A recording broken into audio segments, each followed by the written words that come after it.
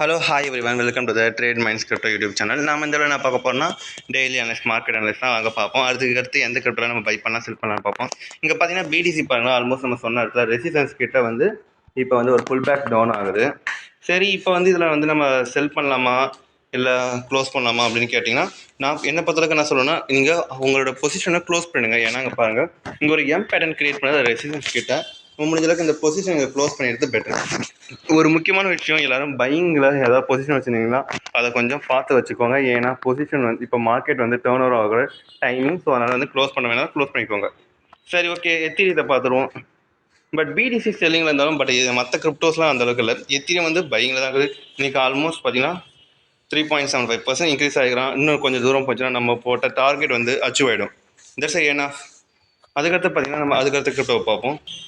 அதுக்கடுத்து பார்த்தீங்கன்னா நம்ம ஃபோர்த்து கிரிப்டோ போவோம். ஃபோர்த்து பார்த்தீங்கன்னா நம்ம ஆல்ரெடி இந்த லெவல்கிட்ட பையிங் சொல்லியிருந்தோம். பட் இப்போ ஒரு நல்ல ஆவரேஜான ஒரு ப்ராஃபிட் தான் வந்துக்குது. பட் நம்ம இங்கே வெயிட் பண்ணலாமா வேணாமான்னு கேட்டிங்கன்னா, 4 ஹவர்ஸில் பார்த்தீங்கன்னா எந்த ப்ராப்ளமேட்டிக் சுச்சுவேஷனில் பட் பிடிசி ஒரு செல்லிங் வரதுனால நம்ம க்ளோஸ் பண்ணணும் அவசியம் கிடையாது. நம்ம நிறைய பேர் நினைப்பீங்க, பட் அதான் இல்லை. பிடிசி வந்து ஒரு வாலட்டைல், அது பொறுத்து தான் எல்லாமே மாறும். ஸோ அதனால் நீங்கள் வந்து உங்களோட பொசிஷனை கொஞ்சம் பார்த்து வச்சுக்கோங்க. க்ளோசிங் தோணுச்சுன்னா க்ளோஸ் பண்ணிடுறது பெட்டர். சரி, அதுக்கடுத்து பார்த்தீங்கன்னா எக்ஸிஎன் வந்து நம்ம கிரிப்டோ வந்து பார்த்தீங்கன்னா ஃபர்ஸ்ட் நம்ம கொஞ்ச நாளைக்கு வந்து எக்ஸிஎன் வந்து செல்லிங் தான் பார்த்தோம். பட் இப்போ வந்து நல்ல ஒரு பையிங் சைன், இந்த லெவல்கிட்ட நம்ம பை பண்ணுறது பெட்டர் தான். அண்ட் தென் ஸ்டாப் லாஸ் நம்ம இவ்வளோ தூரம் வச்சுக்கலாம். தென் மினிமம் டார்கெட் வந்து நம்ம இந்த லெவல் வச்சுட்டு நம்ம கொஞ்சம் கொஞ்சமாக வந்து நம்ம டார்கெட் இன்க்ரீஸ் பண்ணியாச்சு. சாரி, ஒரு சின்ன ப்ராப்ளமேட்டிக். இந்த ஸ்டாப் லாஸ் இங்கே கிடையாது. இந்த லெவலில் நம்ம இந்த லெவலுக்குள்ளே நம்ம என்ட்ரி பண்ணிக்கலாம். இந்த லெவல் தான் நம்ம ஸ்டாப் லாஸ் வைக்கணும். பர்ஃபெக்டான ஸ்டாப் லாஸ் தான். சரி, ஓகே. அதுக்கடுத்து கிரிப்டோ பார்ப்போமா. 10,000 NFT. 10,000 NFT பார்த்தீங்கன்னா நம்ம ஆல்ரெடி நம்ம சொன்ன இடத்துக்கு பர்ஃபெக்டான லெவலுக்கு வந்துக்கலாம். இப்போ பார்த்தீங்கன்னா ஒரு டபிள்யூ பேட்டர்ன் கிரியேட் பண்ணிங்கன்னா மோஸ்ட்லி இது பையிங் சைன் தான். பட் பிடிசி அதை ஒரு தடவை நல்லா கவனிச்சுக்கோங்க. நம்ம எதுக்காக நம்ம இன்னும் செல்லிங்க்கு, சரி பிடிசி செல்லிங் போக போதே மற்றதெல்லாம் வந்து ஏன் செல்லிங் போகலன்னு நீங்கள் கேட்பீங்க. பட் காரணம் என்னென்னா, பிடிசி செல்லிங் போகிறாங்கன்ட்டு எல்லாம் செல்லிங் போகணும் அவசியம் கிடையாது. பட் அதேமாதிரி பிடிசி வந்து அந்த ஒரு எம் பேட்டர்னை வந்து எப்படி வேணால் சேஞ்ச் ஆகிடலாம். அந்த ஒரு காரணம் தான் நம்ம மற்ற செல்லிங்க்கு நான் எதுவும் பார்க்கல. பரவாயில்ல, நம்ம ஆல்மோஸ்ட் இந்த லாஸ்ட் 2 days எடுத்த ப்ராஃபிட்டே எனாஃப் தான். 1 day ட்ரேட் நமக்கு ஒன்றும் பிரச்சனை கிடையாது. கேஷ் பார்த்தீங்கன்னா ஆல்மோஸ்ட் நம்ம சொன்ன மாதிரி நல்ல மூவ்மெண்ட் தான். வெயிட் பண்ணலாம் இப்போதைக்கு கேஷுக்கு. ஏன்னா இப்போ தான் வந்து இந்த லெவலில் ரெசிஸ்டன்ஸ் ஜோனை வந்து பிரேக்கர் கொடுத்துட்டு ஒரு சின்ன ரீடெஸ்ட்மெண்ட் எடுத்துக்கலாம். ஸோ அதனால் வந்து நம்ம வெயிட் பண்ணுறது பெட்டராக இருக்கும். நெக்ஸ்ட் கிரிப்டோ பார்த்தீங்கன்னா ஜீட்டா வந்து நம்ம ரொம்ப நாளாக எதிர்பார்த்துருக்கோம். இன்கேஸ் திரும்பி இந்த லெவலில் போய் ரீச் ஆச்சுன்னா கண்டிப்பாக ஒரு பையிங் சைன் இருக்குது.